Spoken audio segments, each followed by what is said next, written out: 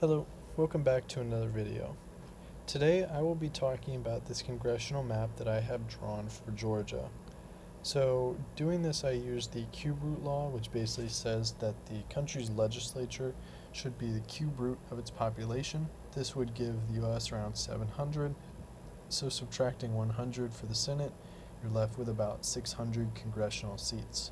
So dividing those by the states, Georgia would get 5 more than it has right now, giving 19 seats total, which allows us to create districts around cities like Savannah and Augusta and Athens that currently do not have their own district and are divided between other ones, not giving them very much voice, as well as create some more detailed districts in Metro Atlanta.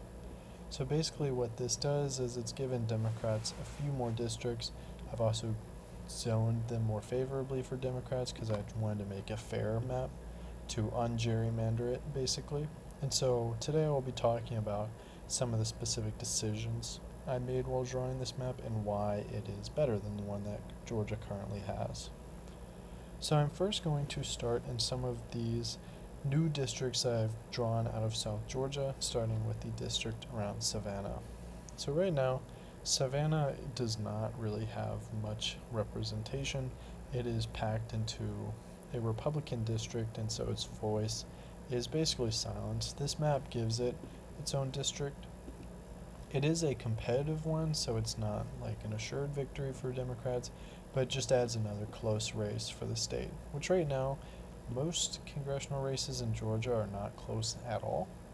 And so this is actually a good thing. There are a lot more close races in this than we currently have. So you'd expect more of a swing depending on the national feeling. So if you've ever looked at election results, you might see something that says the national popular vote was plus 3% Republican or plus 2% Democrat. And the House results don't always reflect this because they are so gerrymandered. This map is meant to reflect these changes more so people feel like their voice and vote actually matters. And so this district around Savannah includes the city of Savannah and then a couple of rural areas around there, as well as some Democratic areas around Hinesville. So this makes it quite close, and so this would be a district that would become much more competitive, and the people there would have to deal with a lot more election ads, which they may not like, but it would be much better for our democracy to have more districts like this. So then going to the next district I want to talk about, it's being annoying. There we go. So this district currently does exist similar to what I've drawn it. This district around Columbus is a majority-minority district, so it's a majority black district over here in South Georgia. And so it is currently the only democratically controlled district outside of Metro Atlanta. And this map does make it slightly closer. So in our current map, it does include some more democratic areas to the north, while this one I had to cut down on some to meet the lower population requirement. So you can see here, these districts only have 570,000 people around, while in the 14 district plan, it would be around 765. So around 250,000 people, mostly from these areas to the north, were cut out.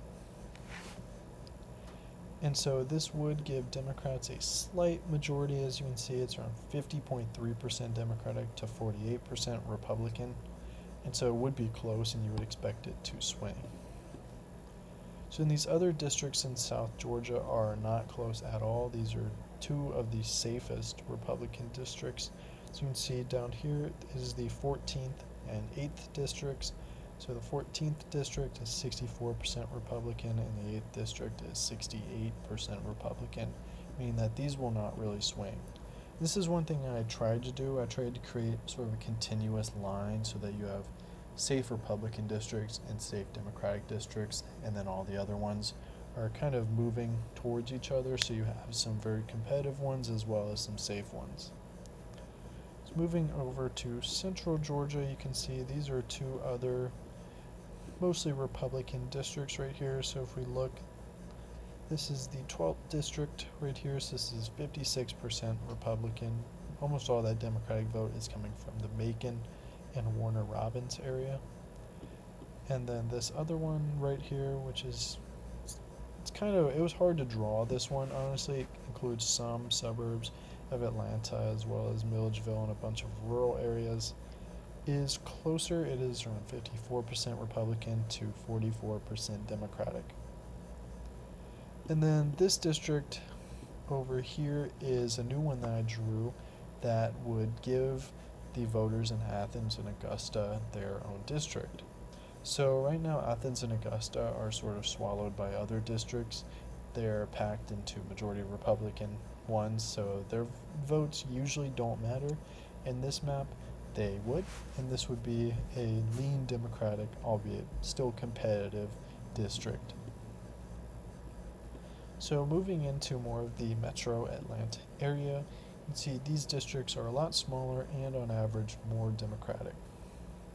So starting with the 5th district here on the south side of Atlanta, this is one of the safest Democratic districts, 75% Democratic, and it is made up of sort of a weird assortment of counties. I tried to keep counties together, and you can see that I succeeded in that a lot more in South Georgia, where they almost entirely follow county lines, but in the high population metro Atlanta counties it was much harder to do this.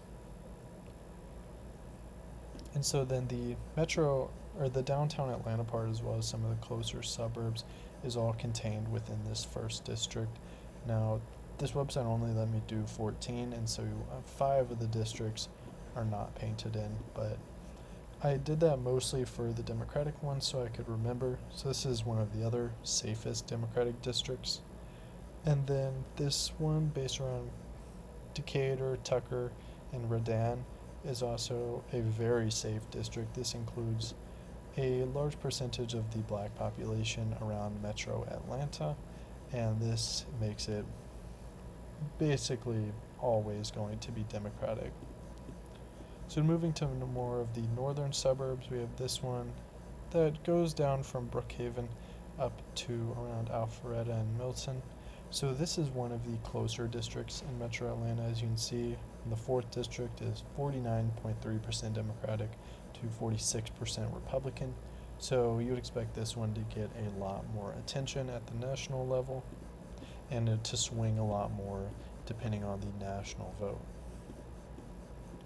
So this district here, the white, is pretty heavily Democratic, and so it is, I think, remember it being around 60%. And so you expect this one to not swing that much, but in a super heavily Republican year it might, or a super popular Republican candidate. Then out here is another one of the safer Republican districts. The 13th district right here is 73% Republican and only 24% Democratic. So then on the west side of Atlanta, drawing these districts was relatively hard. I had to split a county pretty evenly down the middle, and I wanted to create one relatively Democratic seat as well as one relatively Republican seat.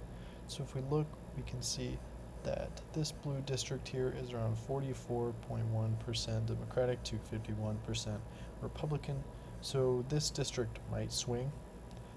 Again, these results down here are from the 2016 election, so this is a more Democratic year, so you expect in 2020 this would be a very different number and might swing. And then over here, the 2nd district is very, very close. It's 48% Democratic to 48.8% Republican, so this one would swing consistently. This would be a very competitive race. And then when we get outside of metro Atlanta, we get much more heavily Republican districts. This district along the western border and the north of metro Atlanta are both heavily Republican. If we look here, this one is 72% Republican, and this one up here is 75.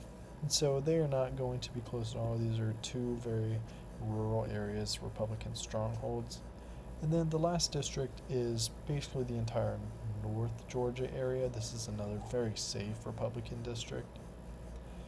And so there are more safe Republican districts and Democratic ones. This was kind of due to geography. It was hard to draw the metro Atlanta districts in a way that I could balance out some of these areas, because it would not really follow the county lines. It would basically just be like a box emanating out from downtown Atlanta into the suburbs to include some of the more conservative areas, and it would not look good, and it would not be very contiguous, which is one thing that I tried to do. So this map is not perfect.